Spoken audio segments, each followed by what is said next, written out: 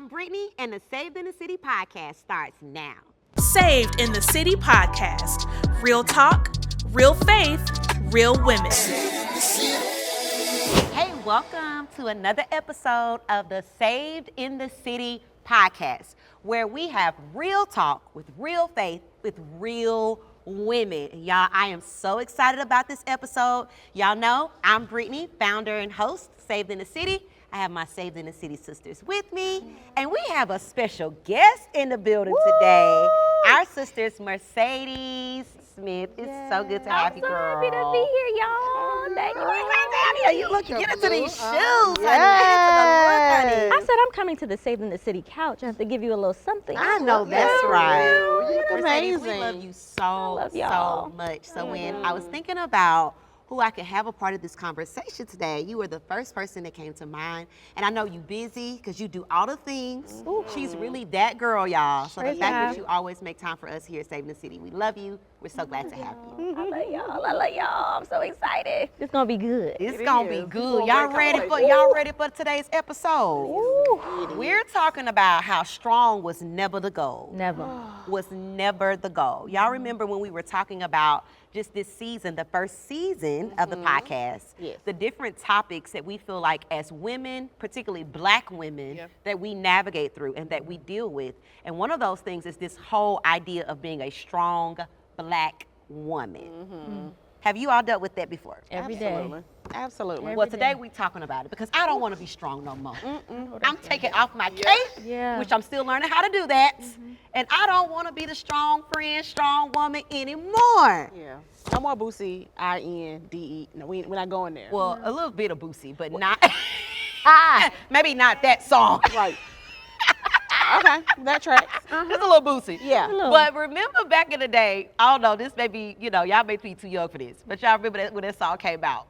We were all got her own car, got her own house. Yeah. Two jobs. Yeah. I ain't gonna go too far. I ain't gonna Yeah, go yeah, too far. yeah. But I remember that song used to come on, that and 5-Star Chick with Yo Gotti. That's hilarious. And I would turn into a whole nother person because I took pride in being Yeah. this independent woman that got it out the mud, that, could do it all, had it all, 2 houses by 30, all these things. Right. Now, I'm like, who coming to pick me up? Hello. Who coming to save me? Get somebody else Coming to take the do trash out. Yeah. Coming to, Pump the gas. Because that's not my job. At all. Like, who supposed to pump this gas when it's supposed to? Yeah. Who supposed to pump this gas when it's cold? Yeah. Matter of fact, who's just supposed to pump it Hello. anyhow? Hello. So let's talk about it because I know it's something that we navigate through, like in our generation, the younger generations.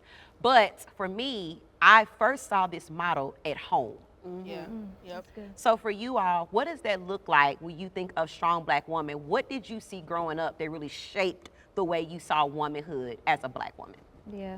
I think for me, growing up in a Hispanic and Caribbean household, it was always you just get it done. No complaints, no talking about it, no venting. Things need to be done, so I'm gonna get it done. And I don't need the children to see what I'm dealing with. Wow. So for me, it was always like strength is silence.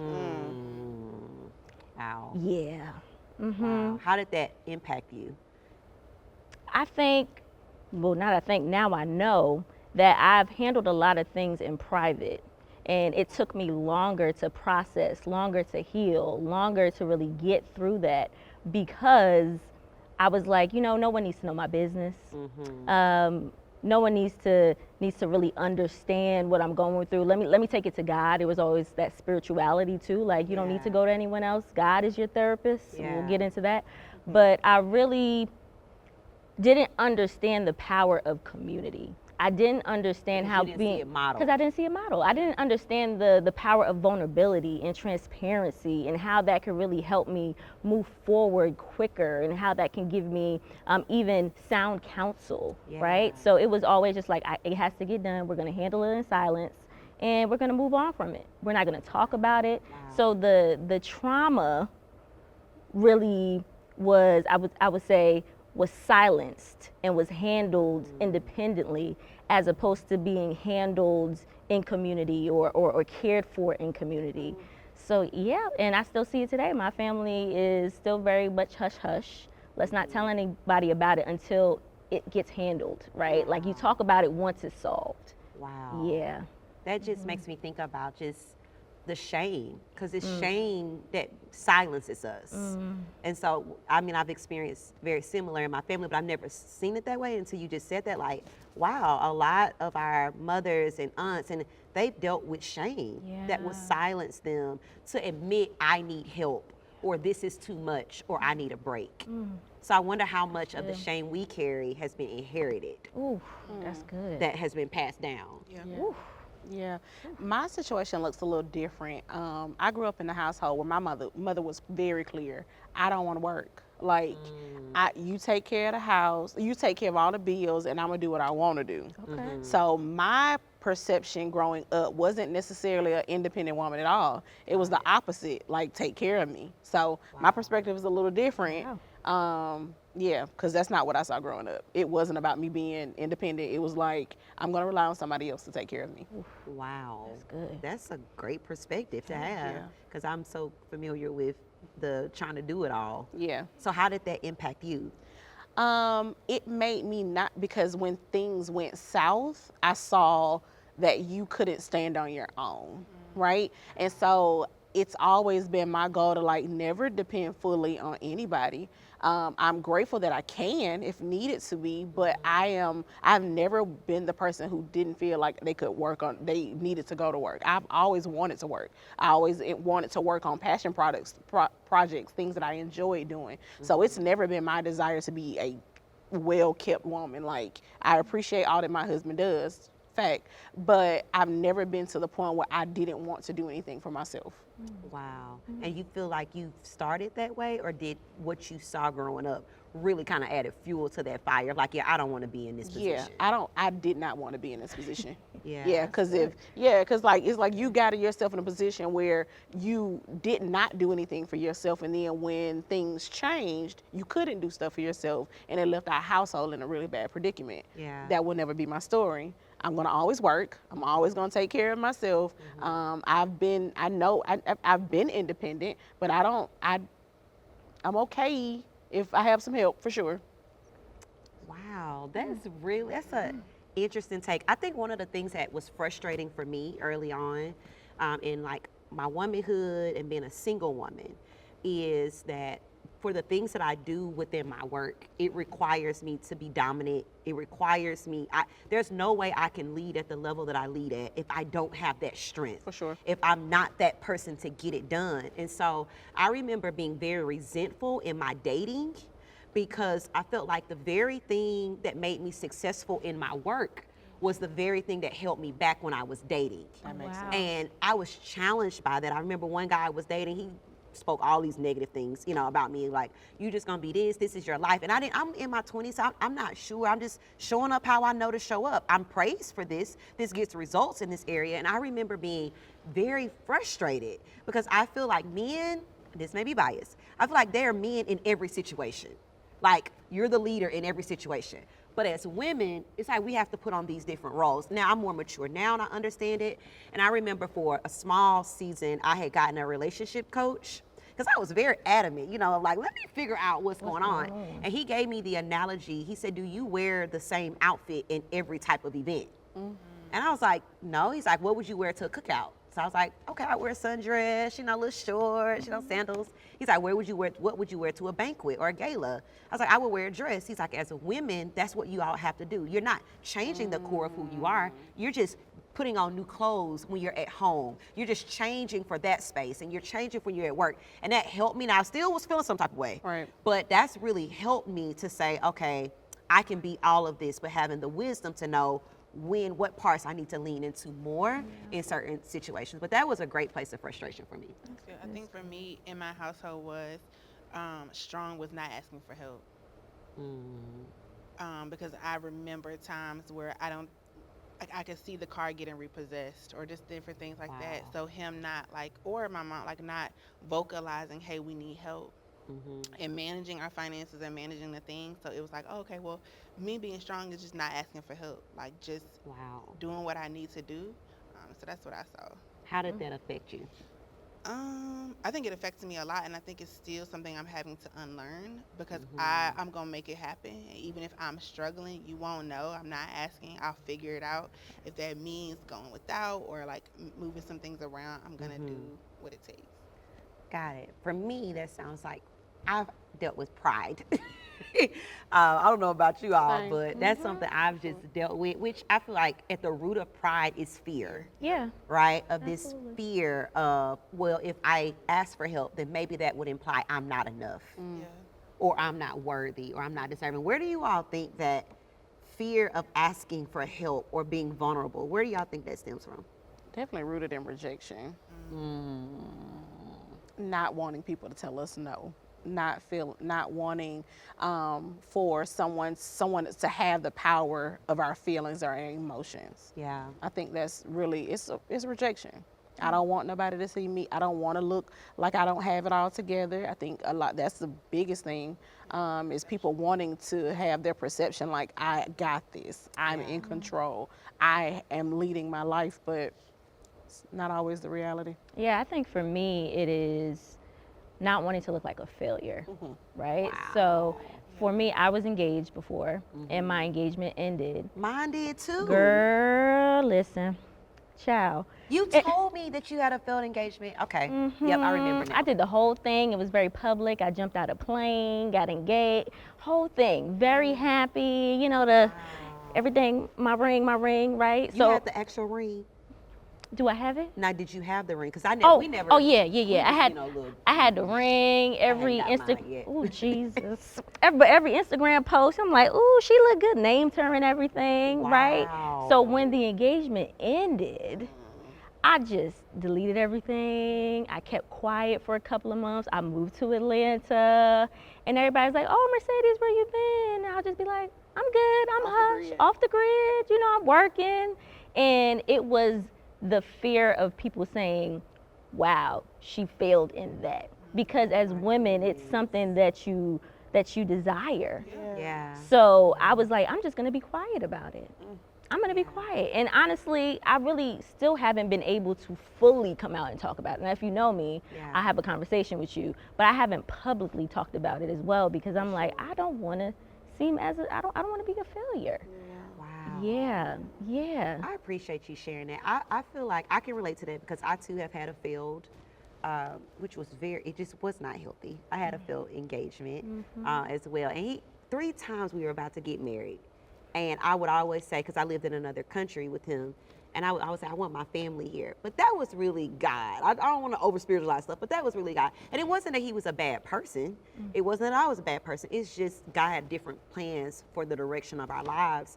But I think I was telling one of the sisters yesterday when we were preparing for this, I used to have a lot of shame around my singleness.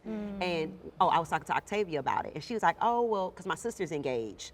And so she's like, well, I was wondering how you felt about her being engaged. And I was like, no, the shame didn't come around me not being married, because I've never really coveted that. I know too much is given, much is required, and I don't ever want nobody, because I don't know what they got to deal with to manage it. The same way people don't know all what I have to sacrifice to manage what God has given me.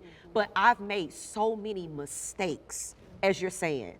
I've made so many mistakes in the area of my life. There are times I have not felt qualified to be able to speak on the area because I had so many mistakes, but not realizing that's actually where I'm anointed to be able to speak to, because of all of the things that have transpired. But for a long time, I would talk about everything else, even with this platform, but not that, because of the shame that came with all of the mistakes and the errors and the trauma and the all the things that came with just all the roads I took because I was unhealed in my singleness. So. That's a whole nother podcast. Well, because I felt that when I said that. There may be some sisters that's listening to us right now that you may feel like I don't feel worthy or qualified because of what my preparation, because all of it's been my preparation. Yeah. Like I wouldn't be, which is why God doesn't waste anything, because I wouldn't be who I am today. Yes, it's hurt. Yes, I'm still trying to make sense of things that have happened, but I wouldn't be who I am today if I had not gone through all of the things that I have gone through. And you know what's so good? I think now with the wisdom and the experience that I have, I know that strength is vulnerability. Say that again. Strength is vulnerability. Yes. And strength is being able to say, hey, this is happening to me. I don't know where I am right now. I don't know how I feel right now, but I'm going to get through it. And having people speak into you, and having a place to vent, and having an opportunity to just have your community pour into you and love on you. And you have a beautiful community. Thank you. I came to your birthday party and I wanted to be adopted into the family. That is like good. You feel and I feel like it's such an expression of who you are. You have a beautiful circle because you're a beautiful person. I really enjoy being there. And to be honest, I just realized that probably less than a couple of months ago. Even having that environment, it takes me so long because everybody looks to me as, again, being the strong friend, being the one that has it all together, being the one that they can call on. And now I'm in a season of, no, you're going to answer this phone. I know that's You right. gonna answer this need text? you. I need you. We're gonna talk about love that for something. you, sis. Yes. So when did the shift happen from you being the Ooh. strong friend to now like letting your people know your needs? Girl, I just got tired. I really did. I feel that. And I said, I can't keep doing it this way because I have a very big girl job. Okay, I am responsible for so many people. I'm responsible for so many things. And I realized that when I got home and got into my quiet space, I was like, I'm lonely. That's real. I need somebody to talk to. Yeah. And then my one friend, she said, ooh, don't get me to crying. She said to me, I'm here even if you don't need me. Because how many times do we give off we don't need somebody or we don't need help? Yes. And then that can build up secret resentment because you're like, well, why isn't anybody else showing up for me or asking me? It's like, but you're putting off energy like you this one woman show and you don't need anything. And then when people try to, you reject it. Yeah. And when she told me that, I said, oh, yeah. I just feel real seen in that. Yeah, I'm here even if you don't need me. If you just want to talk, if you just want me to listen, if you want to send me something, if you want to just sit on the phone and not say anything, I'm here.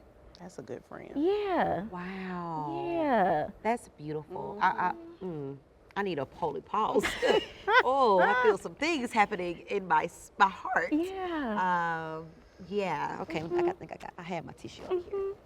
Boom. Okay, that's friend. One of the things in my journey, as you said, you're learning that strength is vulnerability.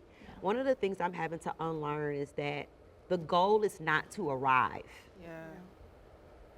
Right? I think we are conditioned to, what's your purpose? What do you want to be when you grow up? What do you want to be when you grow up? That's my parents, and they meant well. My dad reads on like a second grade level. My mom grew up in the projects. So their big dream for their girls was to go to college.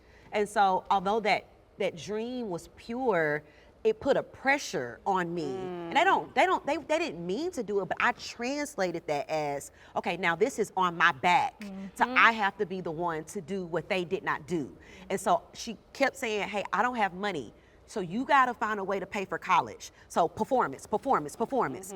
All of I gotta be the best. I gotta be the best because my family doesn't have the means for me to go to school and I know I have to go. So all of these things, and now I'm an adult trying to unlearn those things. But it was, and like I said, they mean well, but it was like hey, what do you wanna be? This is what you gotta do for the family. This is what you have to do. And so I grew up, I got the job, and in a week, I did not want the job. But I thought that was my purpose. Yeah. Because we condition our kids, what do you want to be when you grow up? As if your purpose or your meaning in life, your worth in life is summed up by a job or a title. And I feel like we set people up. I was set up for failure. I went into deep depression once I got out of school because I've been working towards this since I was 12 years old.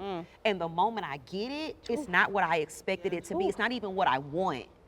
And it was just like my whole world, was shattered. So I had that on top of I gotta be the best. And so the goal is not to have flaws. So every time I saw a flaw, my whole world's falling down because something's wrong with me. And I'm trying to get to the place where nothing is wrong with me. And that ain't even the goal. At all. And I think the biggest thing for strong women is to exercise grace in ourselves. Yes. We talked have about to that. we have to exercise that and extend it because nobody's perfect. Absolutely. We can't. What are we doing? And there's beauty in the journey of becoming. Yes. Oh, Like I don't that's put that good. pressure on myself anymore. And I lead, because I used to not lead from such a transparent place. Like they know where I am. My team knows where I am. They know what I'm struggling with. They know what I'm dealing with. And it just helps me not to feel like, oh, I got it. Because even as a leader, you know, we have teams and things like that. I felt like, oh, I have to know everything. No, you don't. That's my favorite thing. I don't know. I don't know, but let's figure it out together. Yeah, that's it. Like, let's figure it out. I don't know, but let's figure it out. So, That's it. I don't know. I feel like this conversation is helping some sisters that's listening. Yeah. Come on. That's listening. Come on. Because there are some things that we need to shed and we have to unlearn. We have to. Absolutely. We have to. Absolutely. And not to be like super spiritual, but there's this resolve that I have that I can't do it all in my strength anyway. Absolutely. Right? Like I'm not even going, and at one point I did think I needed to. Yeah. And God made it clear, like, girl, you can't do this without me. Yeah. Because I was stressed, I was worried, I was having anxious thoughts, all the anxiety attacks. Like, God is like, let me help you. Yeah. Like, And let me send you help. Yes. Yep. Oh, that's another thing. Yeah. But yeah, that's a thing. Like, You know what happened to me? what, girl? Operating in this strong woman thing, I became the ceiling to my own potential and purpose. Ooh.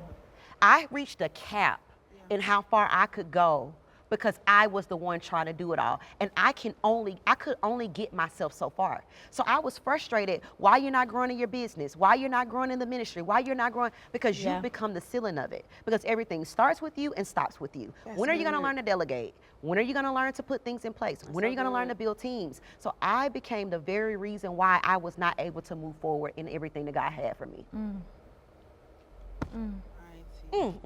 Yeah, that's real. That's my reality right now, too. There are some things that I've tried to handle by myself, on my own. It's like, stop playing.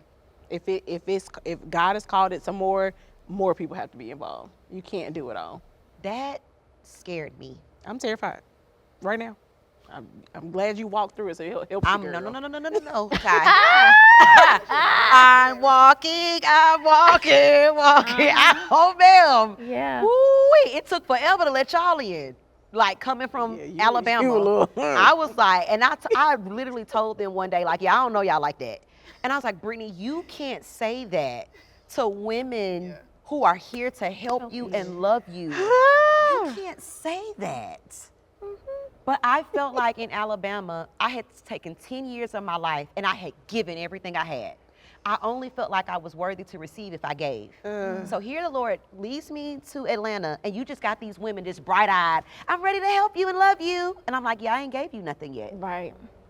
I haven't given you anything. So I'm not worthy of your love. And so it was so, let me just talk to Mercedes. Mercedes, it was so uncomfortable. Receiving healthy love from me from women made me so uncomfortable because they were loving me for who I was and not what I did. And I only have presented myself up until that point of this is what I do. This is what I do. I perform. See, look how good I am. Then I can receive your love. And God sent them to say, we just love you and we're ready to support you. And every time I wanted to just run and hide on the phone, I'd be like, ooh, thank God we're not on Zoom so they can't see me. Because I would have to swallow and God would be like, receive their love. They're not gonna run. They're not gonna take advantage of you. They're not gonna, like I sent them. Listen. You've come a really long way. I'm so proud of you. Praise God. Yeah, I'm so proud Praise of God. I'm sharing this because I want to help some sisters that may be watching or listening. You know what? I went to the International Leadership Summit. It looks Bishop so good. Thank you, girl. Bishop T.D. Jakes said this: don't be so busy being a shepherd that you forget how to be a sheep. Come on. That's really great. That's good. I said, oh, Yes. because as Black women, we are the leaders. We are strong. But sometimes we forget, even, again, going back, being spiritual, we have the shepherd leading us. He's going Yeah. to bring people into our lives so that we can put our shoulders down. We can unclench our jaws. Yes. And that we can also be led to something in some place that we don't even know where he wants to take us. Yes. Beautiful. Yeah. We can breathe. And you can breathe. I feel like so many women, we're just holding our breath. Mm. We've been surviving for so long. We've been the one that's just, it's like we get everybody else's stuff and then we find a way to make it happen because we just bad like that. Yeah. Right? Yeah. We, yeah. we can take nothing and make something, but so many of us have been holding our breath like the next thing that's gonna happen that we're gonna have to manage that's not even our stuff. And I believe, like you said, God is wanting to send people in our life and bringing us into a season where we can just, That was me, like holding my breath. And I think, especially after losing my mom, it's like I'm waiting for the shoe to drop again. Like I'm waiting for someone to walk away. I'm waiting for the next Wow. news. I'm waiting for the call. Like it got to the point where I think people will call me and I'm like, something okay? You all right? You good? wow. They're like, we're great. Like, how are you? I'm fine. I'm cool. But let's talk about you and not like deflecting like from myself. Wow. So it's like now being in the space, they're like, girl, cry. Like, it's okay. Yeah. Like, and I think you've asked before when we say I'm good. Okay, what does I'm good Oh yeah, mean? I don't like that. Unpack it. I'm cool. What's cool mean? Because how you really feel matters to me. Yeah. And I want to hold space Yeah. for you. So how are you really? We do that. We check in do. before we do any work. We check in. So now it has me to reflect. So it's like, okay, how am I really feeling in this moment? I'm safe enough to, and like I can break if I need to, and like like how do I feel? And so be like, hey, I'm actually not doing okay, but I'm processing and we're Yep. navigating. And I think Proud of that's you. learned, yeah. And I think you said something so important. I'm safe. Makes Come a difference. on. When you are in a nurturing and safe space, it allows you the opportunity to say, I'm going to be vulnerable. Yeah. There was a sister, we just got back from the Serenity Retreat. Girl, you got to go next year.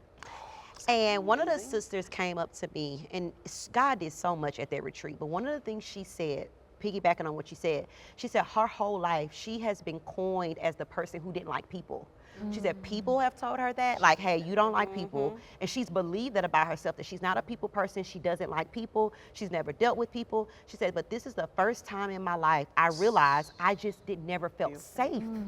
She said, but this weekend, I've finally been in a group of women in a community where I feel safe enough to be myself. And it's not that I don't like people. It's just I haven't been in safe spaces. Yeah, that when she said that, I was like, how many other women have not had a safe place? Yeah.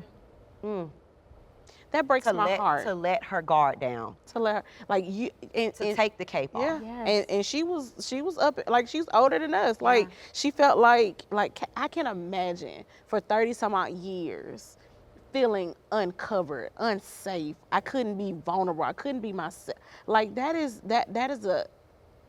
makes me sad. And so that's why I'm so grateful of what we've created here. Yeah. That women can come here, be a part of what we're doing, and just be themselves. Yeah, which is also why we really felt the urgency to create this podcast. Yeah. Because we started thinking, we have these talks every day Yeah. around the table. Yeah. And most of the time I'm like, we need a camera. Like it'll go left. We start talking about childhood stuff or father wounds or whatever. And I'm like, other women need to hear these conversations so that they know you are not alone. Not alone. You are not the only one that's going through it. You're not the only one that's experiencing unpacking stuff from your childhood. You are not alone in your journey. And I believe that's why this podcast is necessary now more than ever. Absolutely. I believe even the conversations that we're going to have are going to help ladies to process their emotions. Sometimes, and even in our friend circles, we don't want to seem like the friend who needs help. But we do. Yeah. Like we should have a space where we can do that. And so it's my prayer that even this podcast will create this open space for women to feel vulnerable, to even talk to their friends. Like, hey girl, I'm not trying to be strong. I need you. Yeah. Come I on. need you. Let's talk about that. Yeah. Having a conversation to say, I need you. Which is why I love what you said about your friend. Like now you're the one I'm calling, hey, this is what I need. I need to have a conversation because it's so easy to do the mental gymnastics Yes. and to have all those voices in your head. And sometimes you just need to have somebody say, hey, stop, Yeah. relax, Yeah. breathe. Yeah. I'm here with you. You're not alone. Absolutely. And I think for me, I've gotten to the point of whenever I feel as though I don't want to text, I have to text immediately. Like, I don't want her to know my business. Nope, she gonna know your business. Yeah. I don't want to call my mom. Nope, we're calling your mom. Yeah. Yeah. We're calling even my little brother. My little brother, he's 9 years older than me. He has a fiance, you know, and I went through a breakup and I said, I need y'all. Yeah. Even though you're younger than me, I need you. Yeah. It's okay. I could say I need you. I could say I want to have a conversation. Coming from a place of love, coming from a place of, you know, they're at a step where I aspire to be, right? So I think it's so important to push yourself into the uncomfortable space of I need you. I need to have a conversation. It's very important. Yeah. That's really powerful, Mercedes. I just want to, as you're talking, I'm thinking about the role that each of you play in my life and how much I didn't know I needed each of you all, but I did. I went through something very trying at the end of last year that was really difficult for me personally and in my career and in ministry. And I'll never forget, Mercedes, and you probably don't know this, but you know, you're probably not surprised. You called me like a couple of days after that. And at first I wanted to like tense up because, you know, when something happens, you don't know how it can be perceived or whatever. But I was a big girl. I wanted to run because I didn't know what you were going to say. I didn't know if you was going to, you know, condemn me or whatever or misunderstand my heart. And you were so supportive of me. And then you corrected me in love. And that's what a good sister is. She's like, next time, do it sooner. And I was like, she told me, she said, I know your heart, Brittany. I know this is difficult. I'm standing with you. I support you. And next time, do it sooner. Amen. And I told you then because you're strong in an area that I'm not strong in. You know, I just like loving on people, but you know that business. So I told her, I gave her permission that day. I said, Mercedes, I need your help in this area. If you see something, if you sense something, if I'm not managing something right, say something to me because I want to be, but I want to do this right? And I recognize that I don't have it all within myself to be and do everything that God has called me to do. So thank you. I moved to Atlanta. Me and you went to an event. I was struggling on the struggle bus here in Atlanta. But you pushed me. You pushed me. You knew how beautiful and sacred Saved in the City has been. And you know, I came to the city asking all these questions, like, what are women's ministries at? What are girly girls at? And you was like, oh. And I was fighting that thing because I knew internally what that meant, right? But I knew what comes with sitting on this platform. I know it looks cute, y'all, like, right? We all like the colors and the makeup and all the things, but when you're really called to something, the sleepless nights, the tears, the staying up late at night, the work you have to put in. Last night we were on a meeting, on the discipleship call. I had to run to Staples while on the call. I got back in time to open up the meeting, like those things, you know, all of those things, but you pushed me, you saw it, and I had to borrow your faith. I had to borrow your faith because I didn't think I could do this again. Like this was year 10, I was done. But I borrowed your faith and your confidence in me to help me still walk this out. I was looking at a picture the other day when I did my first brand event, which I was terrified in. Miranda, I didn't even realize you were on the front row until I went back and looked at that picture. You have a way of just your presence being such a place of affirmation for people that you love. And I say, thank you. So I just want you all to know that I would not be here on this couch if it wasn't for each of you. And just if you were questioning it, I'm gonna need you after the couch too, you know, for the rest of the year, and the year after that, and the year after that, and the year after that. We here for life. Absolutely. And I think that even speaks to your role in our lives. Like, I'm not sure, even before you moved to Atlanta, I'm not sure, I am sure, I would not be a Christian if it wasn't for the ministry. I had already told God, I'm gonna try this one last place. I couldn't find it in the church, so let me find somewhere else. And when I found that, I was like, beautiful. And so even when you made the transition to Atlanta, it was like, oh, well, we just gonna celebrate year 10 and I'm gonna bow out. And I was like, the devil is a lie. Come on. Like, no, that's not even an option, because if nothing else, Atlanta needed Brittany Morton. Absolutely. Like when you started asking, you asked questions that I hadn't even thought about. When we went to that event, he was like, so where's I'm like, girl, it don't exist. But you here now, let's make it happen. And we've absolutely done that. We've absolutely done that. What you saw a need, but it wouldn't have happened unless you had came here and saw that it was a need. It was a need. And I'm like, yeah, if I gotta push out, let's go. Because we're gonna make it happen. Done. Yeah. Yeah, because there's so many. I can't, if we don't even know the number of people that have been touched here in Atlanta, right? Even before we started traveling to LA and Arizona, there was a need here in the city, and because God saw fit for you to come here, a need was met. Women's lives have been changed. We don't know the thousands of women who the impact of Saved in the City has had on. We don't know. We'll never be able to count those people. You know, we can count the people in a room, but we have hundreds of people who are watching online. Yeah. You know, and I'm grateful for what we're building here at this podcast, because it's going to extend our reach too. Like we've had the pleasure of having you in our direct lives, but your ministry is so much broader than you know the people that you connect. And so I believe I'm so grateful for social media and YouTube and all these different platforms in which the more of the world can see what it is that you're doing, more of it what we're doing, because it's possible. Yeah. I think so often people don't know that it's possible, that healthy community is possible, that Black girls can get together and it not be messy. And it's been hard to protect that. Like, it was difficult. It was one thing to be in a smaller city. Sure. You know, I knew the purity. I knew what God called this to be not a perfect community, but a healthy one. But coming to Atlanta, it was like, I had to really, and I'm so grateful that I've sought to stay true to what I felt like God has called this to be, because I believe our community, the Black community, needs to see more healthy organizations and entities. And I believe that this is called to be one of them. So to say all of it, I thank you so much for that. But it took me being weak. Yeah. I was gonna say that. Because when I got here, I was on another assignment. Like you had said it, like, yeah, we was planning stuff. We were like, where Brittany at? Like, We would have I phone was calls and be like, "Girl." overwhelmed because I was in a season where I was stretched so thin. And so I had to lean on help. I had no choice but to. I had to borrow the confidence of others. I've had to let them help me. One, I knew nothing about a new area. And this lady is connected to everybody in the city. Everybody. So I could just call Ty.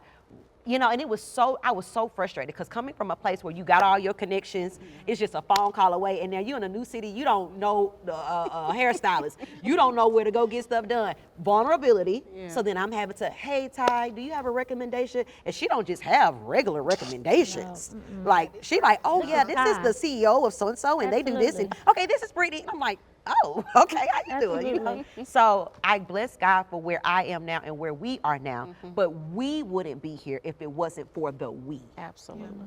And that's what I really want our sisters to get. Absolutely. That this God has not called you to be an island. No. He has not called you to be super strong. He has not called you to try. And I know with community comes hurt. It comes disappointment. It comes, but when God brings, because I thought that one of the reasons why I didn't want to do it again, because I thought it was going to be like the first time.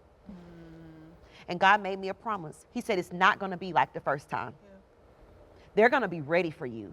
You have to do a whole lot the first, but this time's not going to. I don't know who that may be for, but this next time is not going to be like the last times if you will open up your heart again and lean into being vulnerable in a way like you've never done before. Absolutely. And surrender.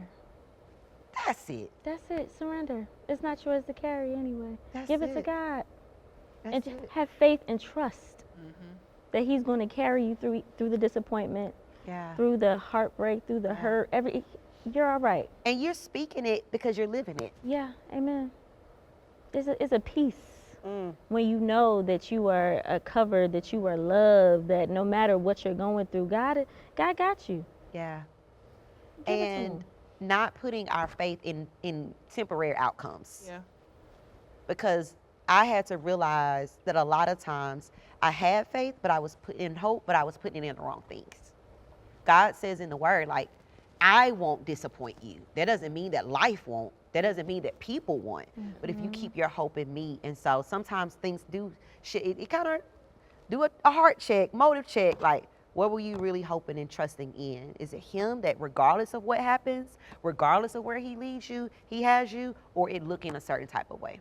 Yeah, and I'm so grateful to recognize seasons too. Yes, that part. Because there are some seasons where it's supposed to look a different way. Yeah. And then it takes a turn. It's supposed to shift. I think sometimes we would prefer to be comfortable and for things not to be shifted, but God is calling us up. He's calling us to new things, new levels, new people, new environments, so it's like we can't stay here. So sometimes there's pain and it hurts, but God's like, yeah, but I'm using that. Yep. Here we go. Let's go to the next thing. Yeah. That's good. So good. Woo! Child, I'm just like, let's woo-saw, honey, because I needed this. Like, I know I'm sitting up here, but this was good to me. Absolutely. Let's celebrate the progress. Yeah. Yeah. You're on your way. Yeah. We're on our way. Yeah.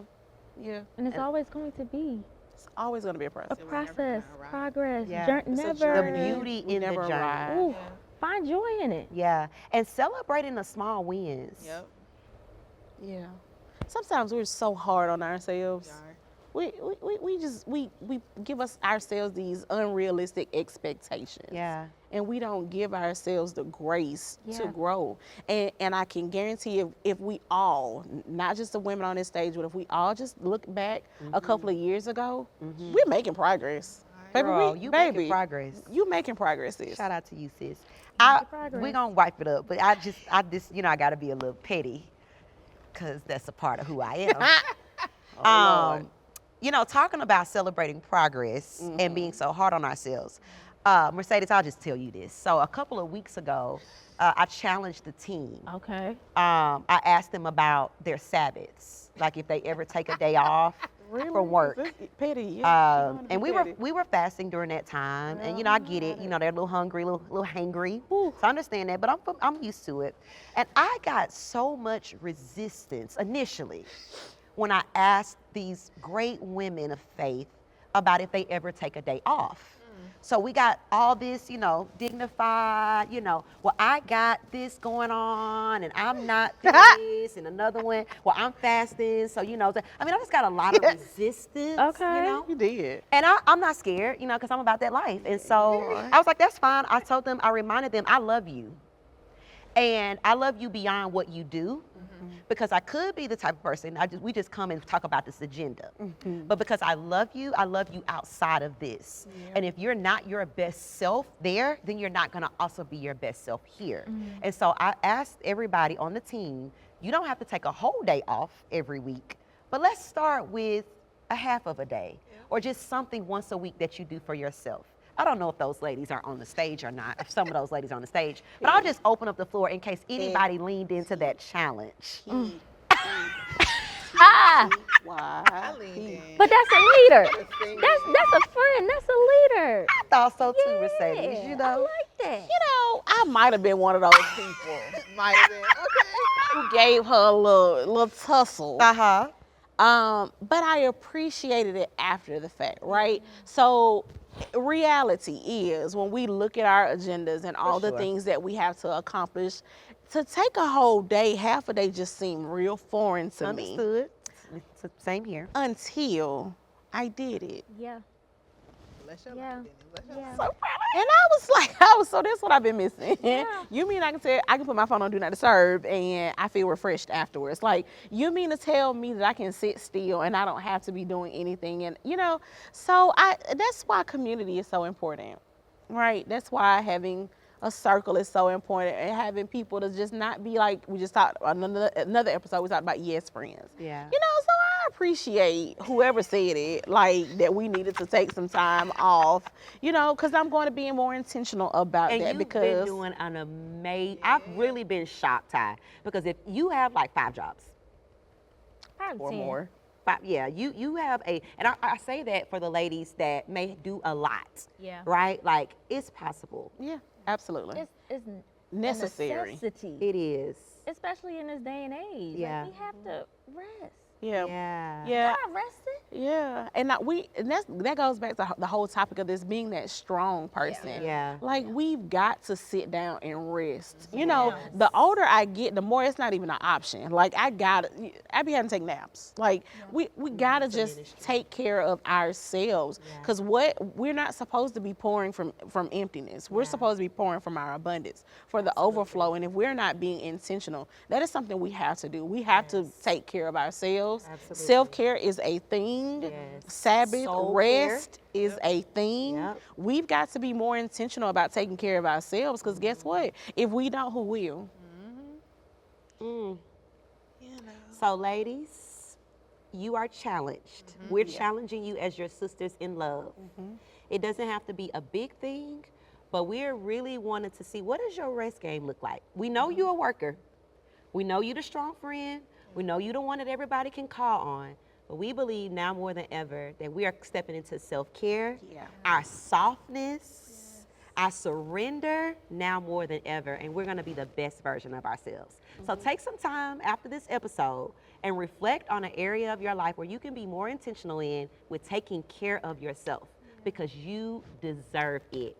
Ladies, thank y'all so much for this awesome and authentic conversation Great today. combo. Great I combo. So done glad. cried a little bit, done laughed a little bit, done been a little petty. You know, all the things I enjoy. We love you all. Until next time. See you then.